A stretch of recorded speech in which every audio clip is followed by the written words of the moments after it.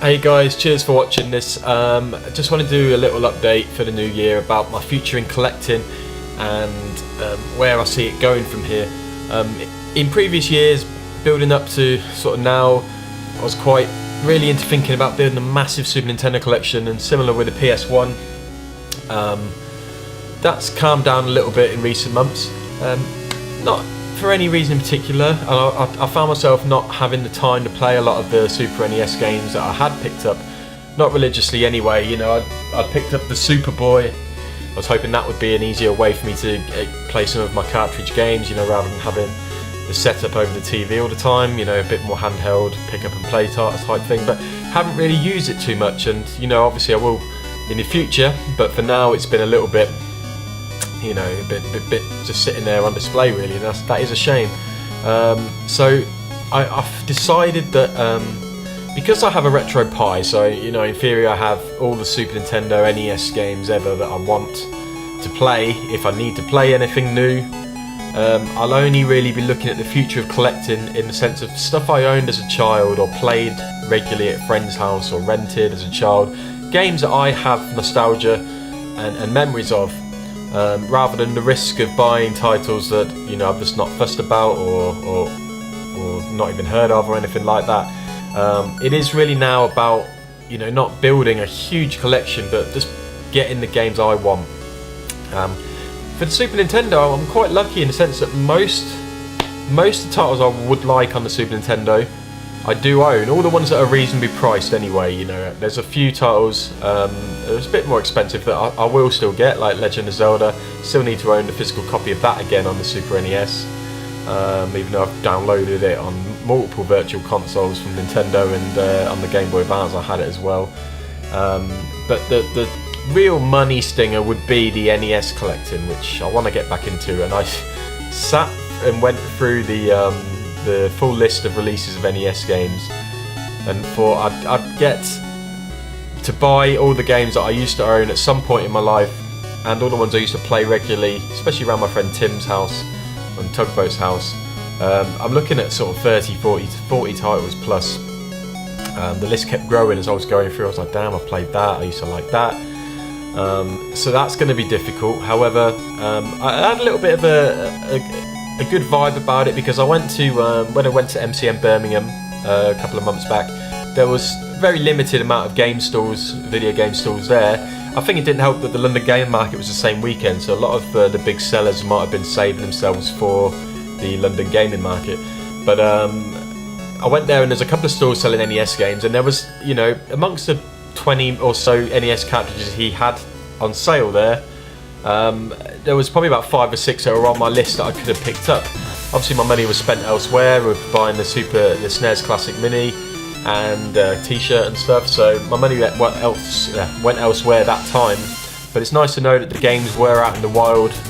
Some of the games I'm wanting were out in the wild, and you know, these were all £10 or less as well, so you know, wasn't too badly priced. The NES collecting in the UK, obviously there's certain titles that are quite expensive just because of their rarity, but you know, a lot of the titles you can get for around £10–15 max really, that are good titles and were quite popular here. And obviously the NES didn't have nearly the same amount of games released in this country as in the USA and Japan, so there's a lot less memories for me to find technically.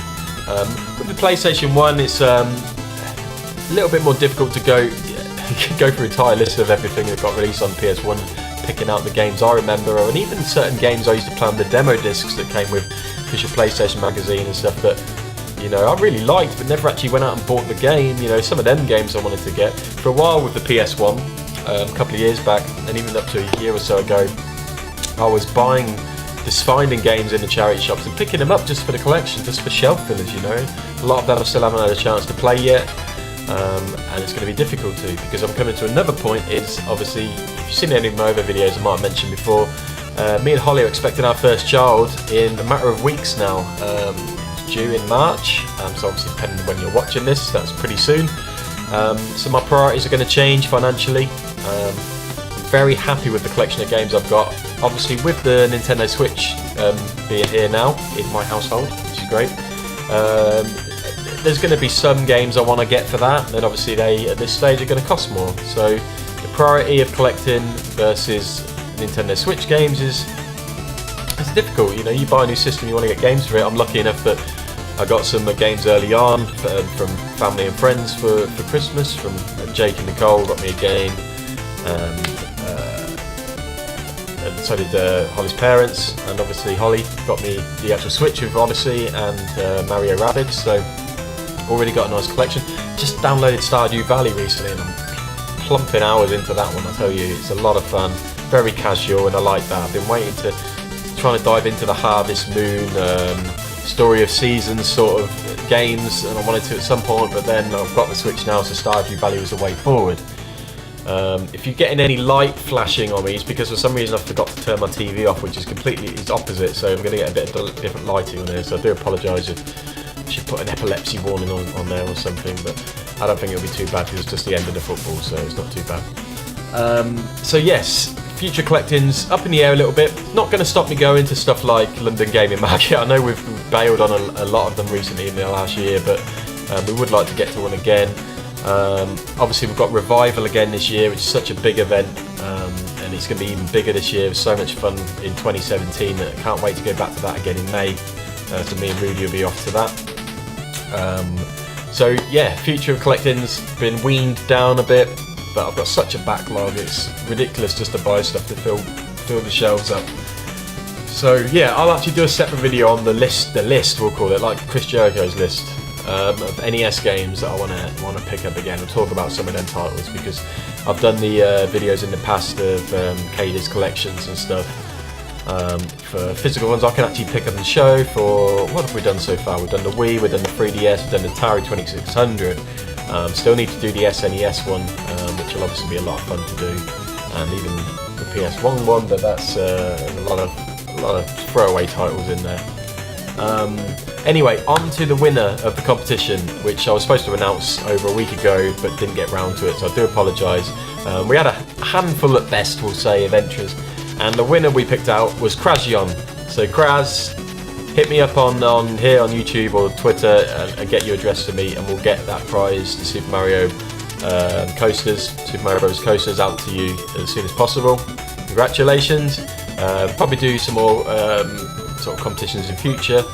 Obviously we want to get the viewers up in the first place to be able to warrant, you know, it not being a draw from like four or five people. So congrats, Kraz. Yeah, hit me up and we'll get that out to you.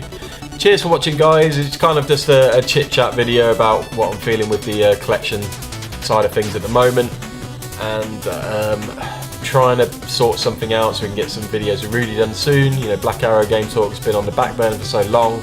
We haven't filmed for like 6 months, so we really want to be able to get together and knock out some episodes, especially before the baby's here.